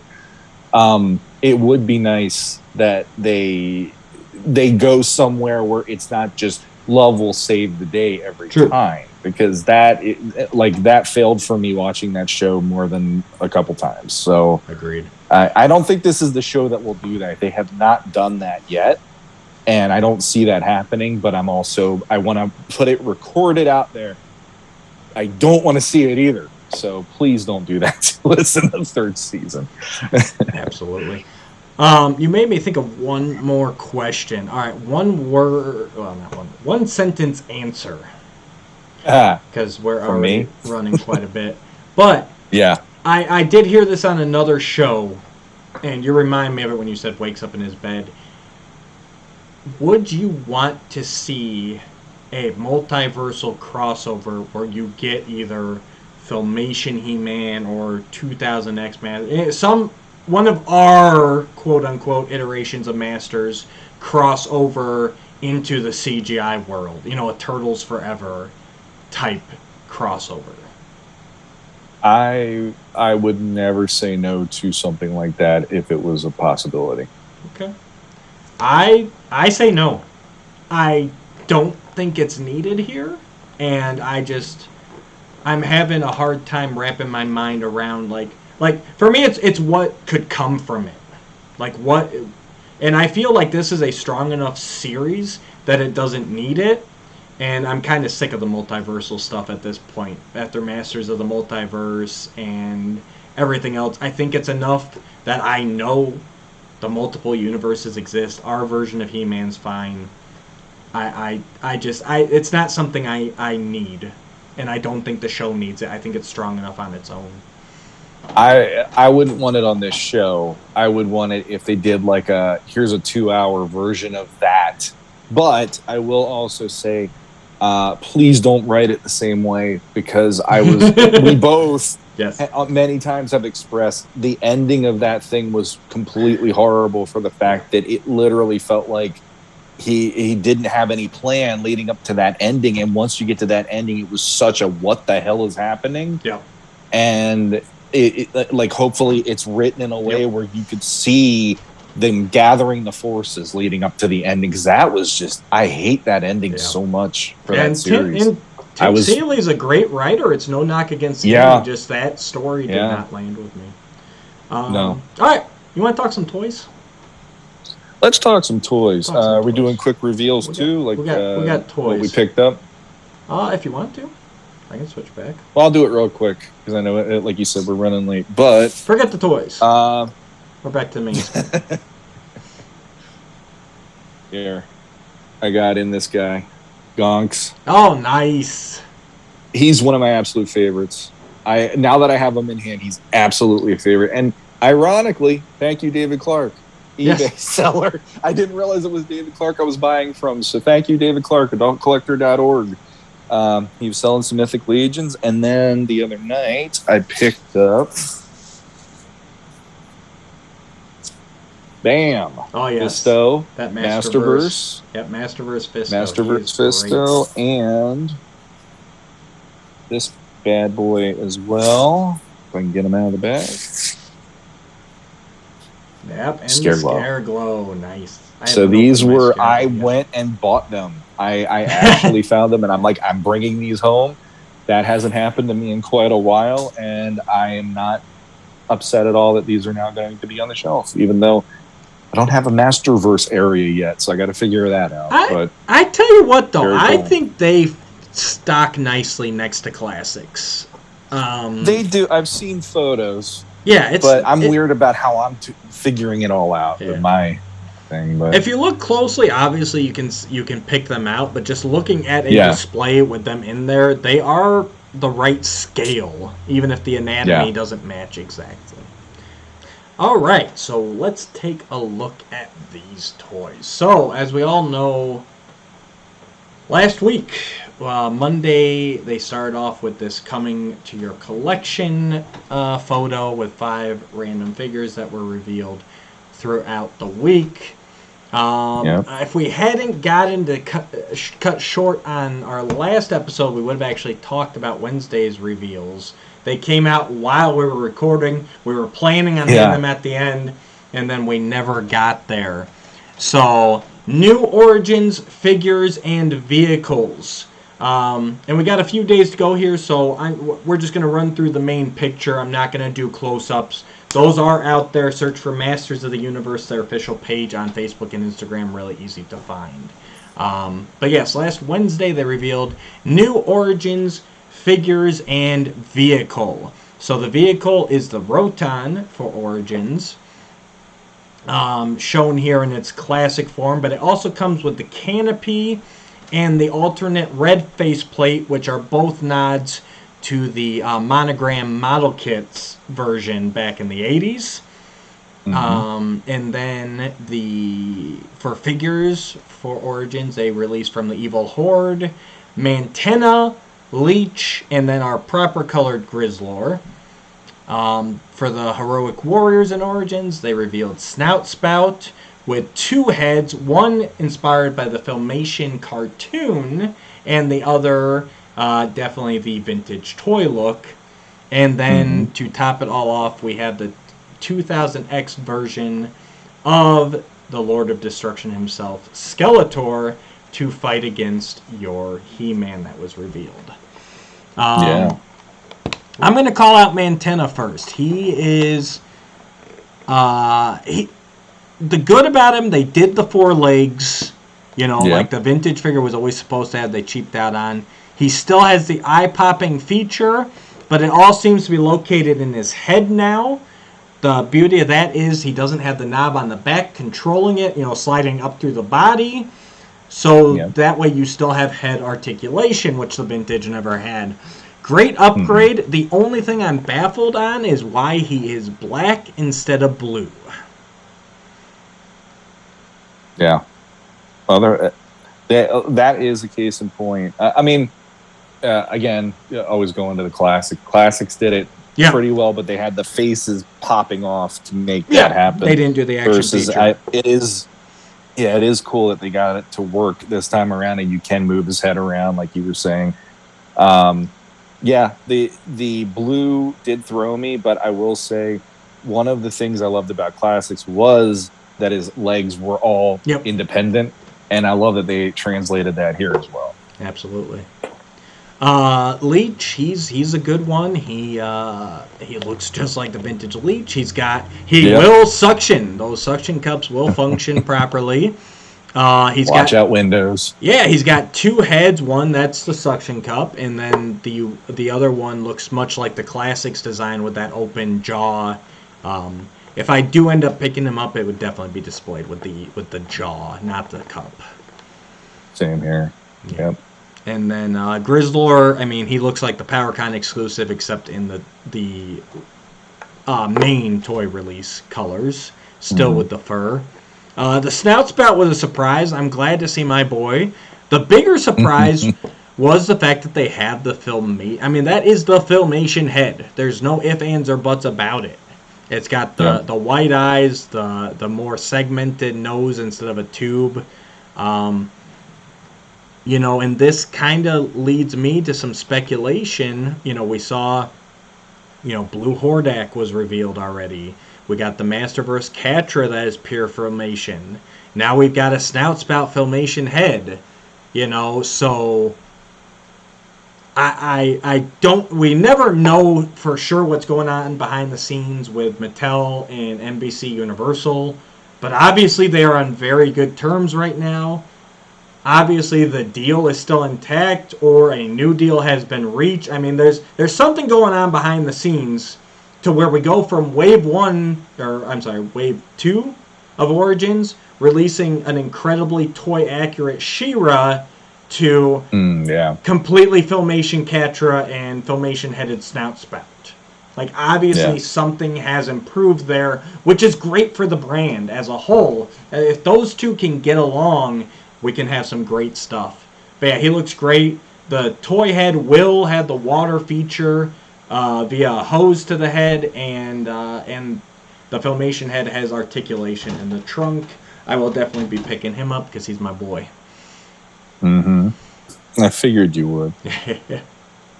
And the last reveal is, of course, 2000X Skeletor. What do you think of this guy, Shawn? Honestly, I was surprised. Again, we have a lot of detail, and that was something I wasn't expecting. The belt and the loin piece, the shin guards, it's all legit. Like, it feels the way that I would wanted, like, classics to do it, for instance, and they never got to it. The face is a little odd, but it's not nearly as bad as the first release Origins Skeletor, as far as I'm concerned. And that dual power sword that he had, or the dual swords, I should say, that he had, it looks like they're just one piece, but it's cool to imply that, at least, because I wasn't expecting it to be too crazy. But yeah, out of the Origins figures in general, I would love to get him and the 2000X He-Man, because you talked me into it. It's like, show them it's viable. This version is viable, and don't just let that slide this time around, because it really, 2000X was the scapegoat of the Masters franchise for how they, that didn't work, we're going to put it on ice for 20 years, basically. And it's like, no, it was really good. And I've been one of the people that have been saying that ever since I joined the groups. And it's like every day there's somebody new that finds it and they can't believe they missed it. It's like, yeah, it is a good one. So at least they're offering this, and I'm more than happy to get those as proof of that to Mattel. Like, hey, I love those. I love that version. So I do agree with that completely. I will say that this Skeletor did not hit home with me like that He-Man did. It's kind of a few odd choices. You point out the good, obviously, the shin guards, the loincloth, the power, the sword looks very much like it, even though it doesn't split. I can get beyond that, but the head is off. And then for the rest of it, they just repainted the Skeletor accessories, which is an odd choice because He-Man got all new. All his weapons are new. All his armor is new. But Skeletor, they use the same... I guess they gave him bracers because the Origin Skeletor doesn't normally have it, but they're just the He-Man ones. The first Origins release He-Man one, where we could tell on the other one that they made 2000X He-Man, he's got the longer bracer on one side. Yes. No, he doesn't. No, he doesn't? I checked that. It looked like it in the picture. That's the shield. That's the shield wrapped around his arm.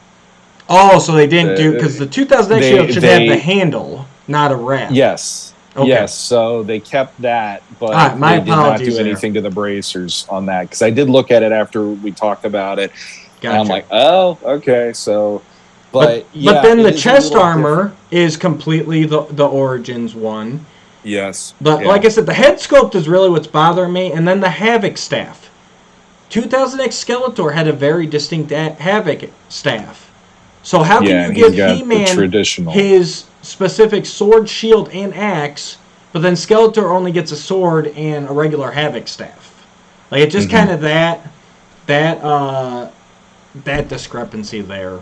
But yeah, I really wish they would revisit the head. Honestly, and I don't mean to be too mean to this, but when I saw it, when I saw 2000X He-Man, I'm like, oh yes, they like took that 2000X figure and put it into Classics, or into Origins, I'm sorry. Yeah. When I saw this, I'm like, oh, they took that McDonald's Happy Meal toy from 2000X and made it into Origins. Like, that's what, like, those were nice Happy Meal toys, but they were definitely a cheaper version of the figure. I thought they were great at the time because they were actually mini figures instead of some of the weird stuff McDonald's does. But like that's what I thought of when I saw this. I didn't think of the Horseman figure. I thought of the McDonald's Happy Meal toy. The thing for me in both cases with those two 2000X characters, no matter what, any excitement I have is always watered down because Origins never has translated the way that like 2000X did as a figure, classics. Sure. So in that way, it's like the stuff you're pointing out, completely agree. Yeah. But for me, like you said, it's very much I want to support it, specifically those figures. I'm probably not picking up any other Origins unless they bring out more 2000X stuff. And that is how I'm going to show with my money. Yep. This is something that was viable that you guys completely effed up and you blamed all these other people when really you had something good on your hands to begin with. 100% agreed. It's the Origins curse for me. It's you almost got it. You got it just good. And then you just didn't stick the landing like every version of Origins I've ever seen. So... Absolutely. Yeah. Moving on to Thursday's reveals, more new Masterverse heroes. We got obviously the CGI He-Man to go with the Skeletor. We got the Sun Man that we speculate on. We got Shira that was leaked earlier. And then the surprise ones were Hero and a Battle Armor He-Man. Shawn, who you do your call-outs this time. Take it away. Well, out of this grouping... I was actually really surprised by the Battle Armor He-Man because in customs for a long time, I have seen a classics bearded version of He-Man that you could put on your figures. And I've seen a lot of people posting photos and all that stuff in their backyards, having posing. And the fact that they went there, and on top of that, they gave him around the loincloth, you have that, I don't know what it's around his belt where there's more armor to it, like a knight. Yeah, like the shin guards. No, not shin guard, but waist guard. I don't know. Yeah, there's like a waist guard, I guess. Yeah, and I just think that's kind of cool. Plus, the belt is a little different. Even it's a little wider and stuff. So the fact that they went there and he's got a pauldron now. Yep. I kind of dig that. I'm not a huge fan of the face sculpt, but the fact that they're doing something where Battle Armor He-Man doesn't just look like here's the battle armor and that's the rest of it is He-Man is really cool. And for me, the absolute must have is the CGI He-Man. It literally looks like he walked right off my TV screen. I mean, that thing is just, the minute I saw it, I'm like, holy crap, that's gorgeous. Absolutely. The only things about, I like the idea of the Battle Armor He-Man. I think the armor looks good. The old man He-Man head really didn't hit with me. It's like, I see what they're going for, but it's not my He-Man, I guess. And I really love the shield that he comes with, where it's the Dragon Walker sticker emblem made into a traditional knight. Can't think of the term for the shape, but that traditional knight standard. I thought worked really well. CGI He-Man looks great, just like I expect him to. He's a must get. Sun Man, like we kind of talked about in the speculation, they actually made him wings instead of a winged cape, which I think is great. And they're translucent, so it's still kind of like sun energy, Yep. Shira is a complete win for me. She comes with her power sword. She's very Filmation. She's got Filmation tiara and the toy over the eyes, mask tiara. Yeah. And she also comes with her regular cape and a very DreamWorks She-Ra-inspired cape, which was an interesting pull. Again, she's got Filmation elements and DreamWorks elements. That partnership with NBC Universal has to be going great. And I will give a shout-out. Both He-Man and She-Ra come with, looks like newly sculpted power swords. She-Ra's is very Filmation. He-Man's is very good, I'll say that. I don't know, it doesn't really scream a particular iteration. And I don't know if it just I don't think it's the Revelation Masterverse sword repainted. Looking at it, it looks like it doesn't look like it. It looks like they modified it a bit. So, but it's also not. It's not pure Filmation. It's not pure vintage toy. It's more of an amalgamation in my mind. It actually makes me think of classics. Definitely closer to classics. It's closer to classics, but it has the rounded off, like where the hilt is. Yeah. It's more rounded off the way that you would have expected it in Filmation, sort of. Mm-hmm. But it's almost like an amalgam. It's like if Filmation and classic swords went out to Vegas, right? That's what he's going to be holding later on. Exactly. So yeah. Probably but I like it. It works as a decent power sword. No, it looks great. You look at it and you go, that's power sword. Like, hands down. Probably the weakest out of the bunch for me is Hero, honestly. And it's not even anything bad about him. He looks like Hero, but I don't know. I think I'm getting Hero burnout. Like, every line now, like when Classics Day was like, oh, cool, we finally got that concept figure that never was. And then Super 7 Day is like, oh, we got it in vintage form. And but now it just kind of feels like everybody's like he's just that box that's got to get checked. Oh, we got to do Hero. We got to do Hero. When in reality, he really hasn't. You know, for me personally, he has never been a huge part of the story. You know, he's more he's popular because he's one of the characters that almost made it. He almost had this whole subline based around him.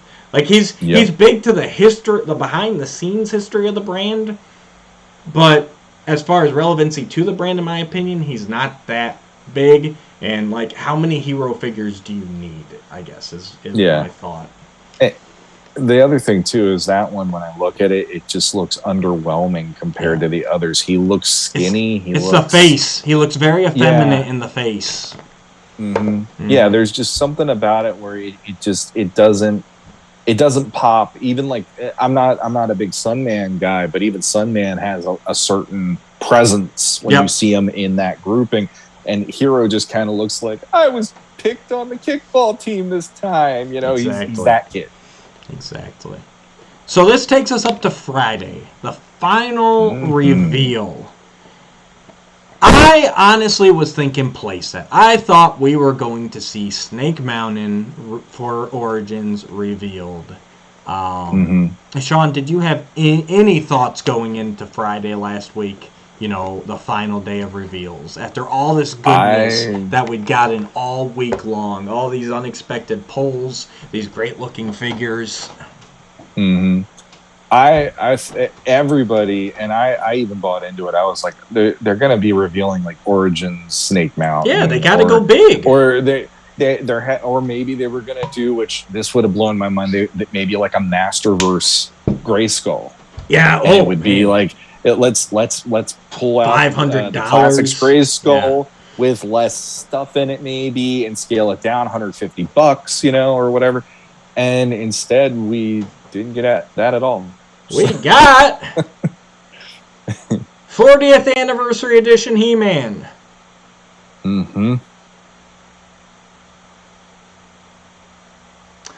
So, for us, you audio listeners who can't see the picture on the screen, it's a good looking He-Man. It is the Masterverse buck with some new tooling. And it looks very much like the classic toy He-Man. He's got his traditional power harness, furry shorts, boots. He's even got the bracers, the one small one, the one bigger one. Yeah. He's got a vintage-inspired head sculpt, and he comes with a power sword, an axe, and a shield. Honestly, for me, the best part about this figure is the box he comes in, which I'm going to throw up here. It's got a nice 40th sticker on it. It's the Masterverse style, but instead of the blue, it's got a red brick with blue sky exploding rock background. Nice classic Masters of the Universe logo. He-Man, the most powerful man in the universe. And even the Masterverse logo itself is redone in the classic colors of the logo. And then the back has that beautiful Nate Barch artwork of He-Man Battle Cat in front of an Alcala Grayskull with a creepy hunched over Skeletor looming in the foreground. Packaging, hands down, best part of this figure for me. Everything else, it's just, I don't know if it's just because it was revealed last that it's so the build up underwhelming. After everything else, it's like that was your big reveal. Like, this to me should have been day one. Like, it just, how many He-Men do we need? How many, I don't know. I just, there are so many other figures that were more exciting to me than this. Some goofy design choices, as in, he's got that same power sword that the Battle Armor He-Man comes with, missing some paint apps. It's solid gray in this. But the thing is, that battle axe and that shield are pretty much, faithful replications of the original vintage figure. But then, like we said just a minute ago, you get this amalgamation of a power sword. I mean, this, if you're going 40th anniversary He-Man, you're mimicking the vintage toy in Masterverse style. I want that half power sword with the tab and the hand guard coming off the handle. You know what I mean? Like, I want full on vintage power sword if you're gonna do it. See, that didn't even register for me. But I think, I guess the biggest thing, like, I've had people reach out to me privately, and they're like, wow, this is their absolute favorite thing, and wow.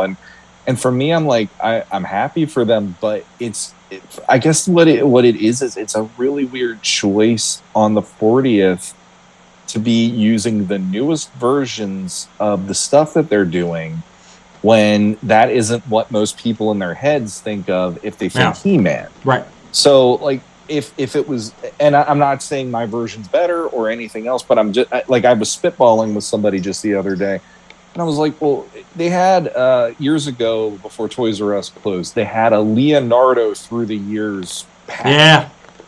And I'm like, why couldn't they have done that with He-Man for the 40th? Fun. Because we could have had, here's vintage, even if it was the commemorative, just right. Here's vintage, here's 2000, vintage, New Adventures 2000X, Classics, and then Origins, and then Masterverse. Yeah.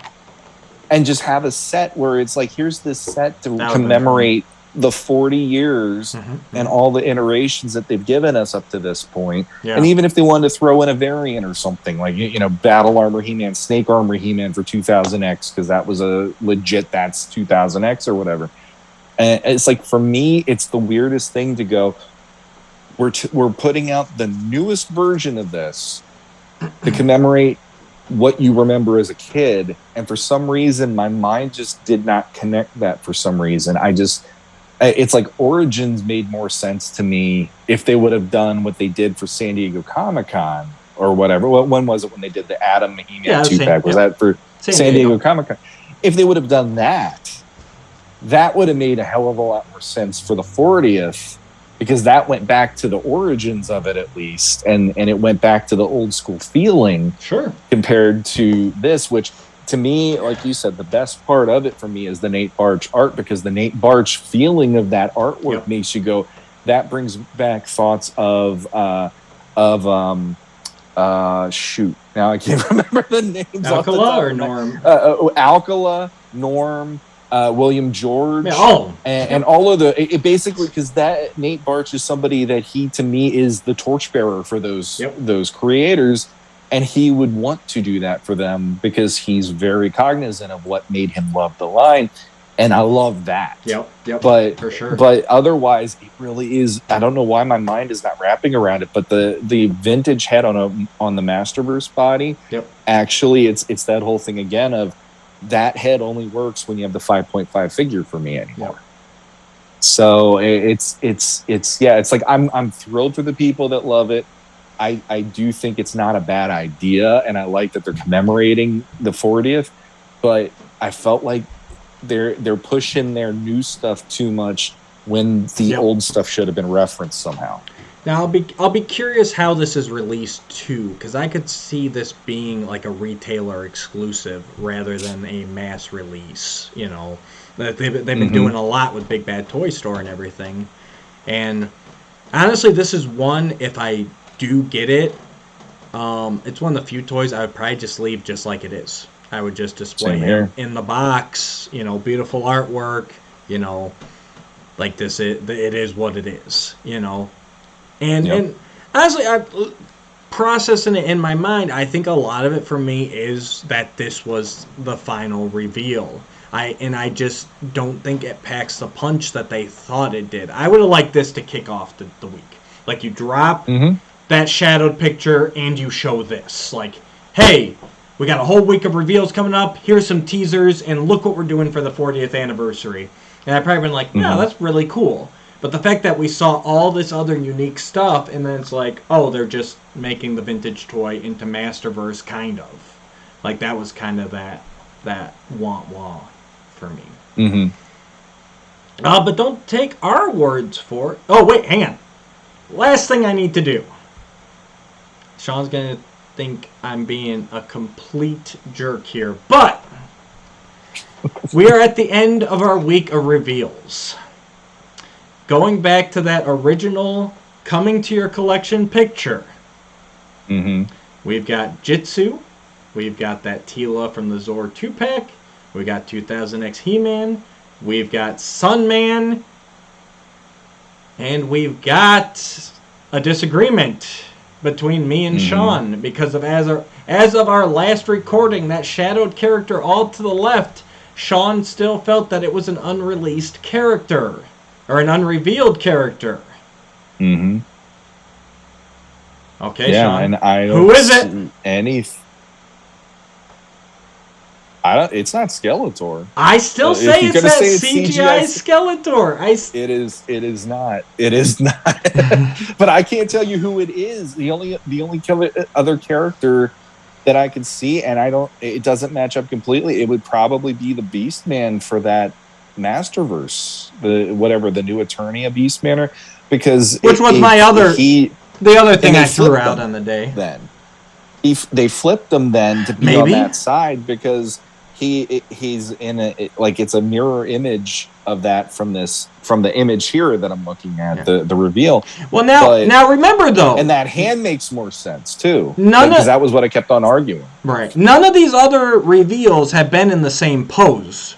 You know, Sunman's not you know, turned to the side holding his weapon up. Sure. He-Man's got all his weapons on him, not just the sword. Tila, you know, like no one's been in the exact same position as these shadow pictures, which I think is having part of the problem here. But, so yeah, that's got to be either Skeletor or Beastman. I think it's Beastman, but the other problem I have with it was, and I don't have the silhouette image in front of me to look at, but I could have swore the silhouette had like spikes on the knees. Like, wasn't there? There's something coming up off the knees. Horn. Yep. So like even from that, I'm like, that's why I can't necessarily go, oh, it's Beastman, because Beastman in the full reveal, not silhouetted, has nothing on his knees. Right. And that's what. But I feel the hunch and everything makes more sense. All right, guys, we are going to throw this to the group, so stay tuned. Legends of Grayskull podcast on Facebook. We are going to throw it to the group to decide who this guy is. I'm final answering CGI Skeletor. I'm locking it in. That's what I'm going with. That this is, and I'm gonna do some zooming, some blowing up, and we'll throw it out to you guys. Real quick, I'm gonna go with Beastman. Before we sign off, I will say, let's go to the Facebook group right now. As Sean, before we started, put up a post. Here we go. Yes, this one.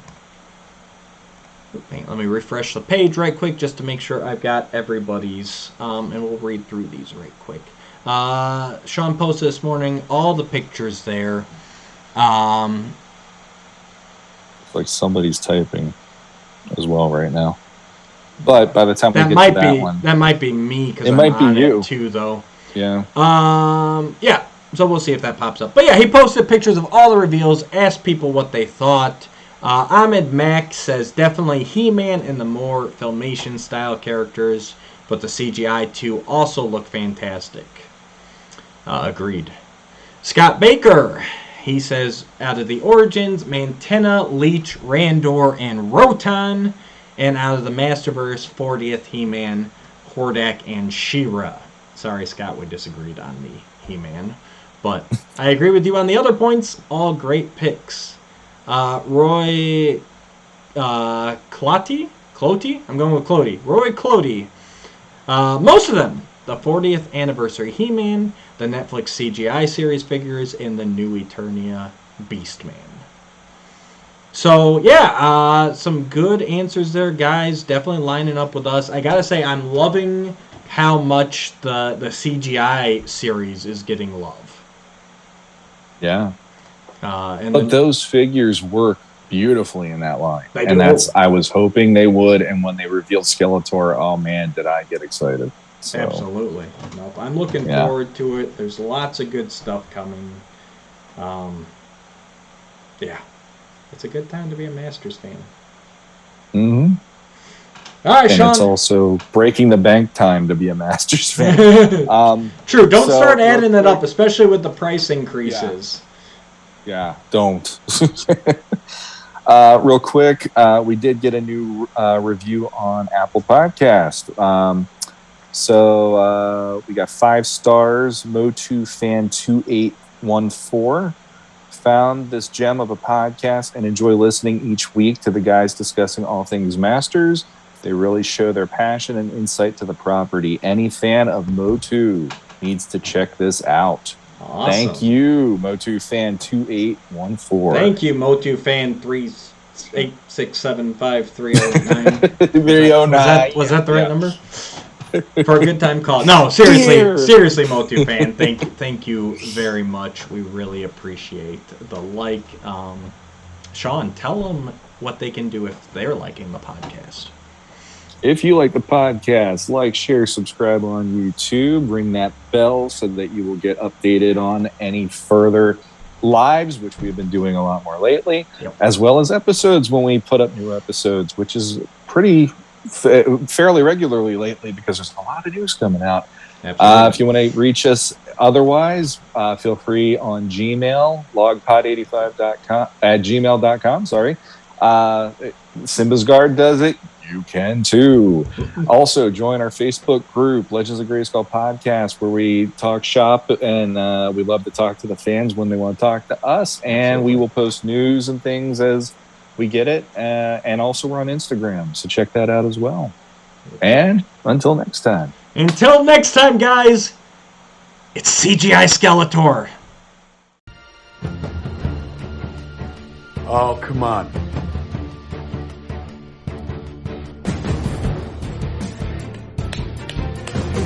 Oh, that's rough.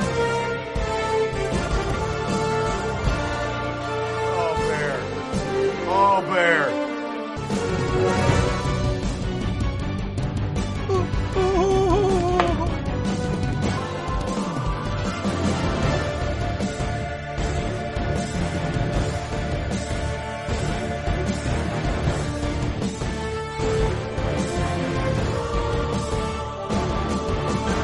Oh.